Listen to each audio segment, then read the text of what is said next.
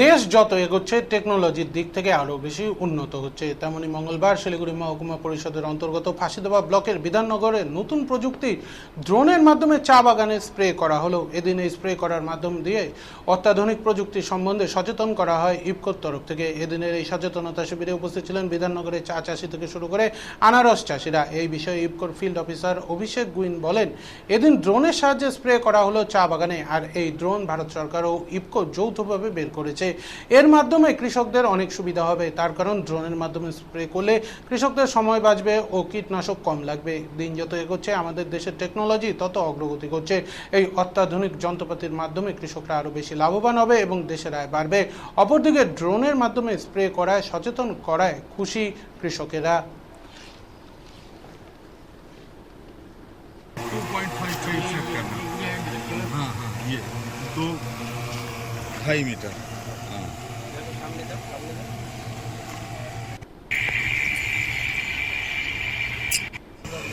ये ठीक है।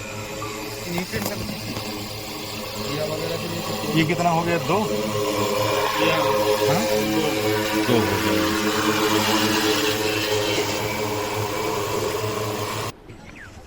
আজকে আমাদের প্রোগ্রাম ছিল এগ্রিকালচার কৃষি ড্রোন, ইফকো কৃষি ড্রোনের মাধ্যমে বিধাননগর এরিয়ায় আমরা চা বাগানে স্প্রেইং অ্যাক্টিভিটি যেটা আমরা করলাম।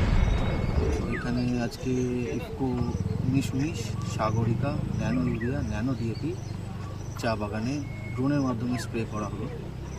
তো কৃষকরা কতটা উপকৃত হবে এই যেহেতু এখন অত্যাধুনিক প্রযুক্তি চলে এসছে? এখনকার পরিস্থিতি দেখে ভারত সরকার এবং ইফকো সমন্বয়ে এই কৃষি বিমান, কৃষি ড্রোনের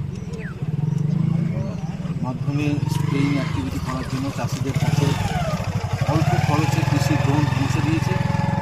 এই যে কৃষি ড্রোন রয়েছে এর মাধ্যমে চাষি ভাই আমাদের খুব অল্প সময়ের মাধ্যমে তাদের স্প্রেইং যে কাজ বা স্প্রেইং অ্যাক্টিভিটি সেটা করতে পারবেন এবং এতে চাষির সময় বাঁচবে। যে এগ্রিকালচারের যে ইনপুটস লাগে, যে সার বা ওষুধ, সেটাও কম লাগবে এবং সব দিক থেকেই আমাদের ফার্মিং কমিউনিটি উপকৃত হবে।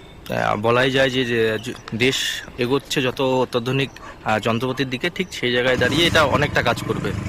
একদমই আমাদের দেশ যেভাবে এগোচ্ছে, যেভাবে প্রযুক্তি এগোচ্ছে, সেই সাথে নিয়ে আমাদের দেশের যে মেরুদণ্ড, ব্যাকবোন কৃষিকাজ, তাকে এগিয়ে নিয়ে যেতে হবে। সেই জন্যই এই নতুন নতুন ফার্ম মেকানাইজেশনের মাধ্যমে আমরা কৃষকের আয় এবং দেশের অর্থনীতিকে আরও দৃঢ় করতে পারি।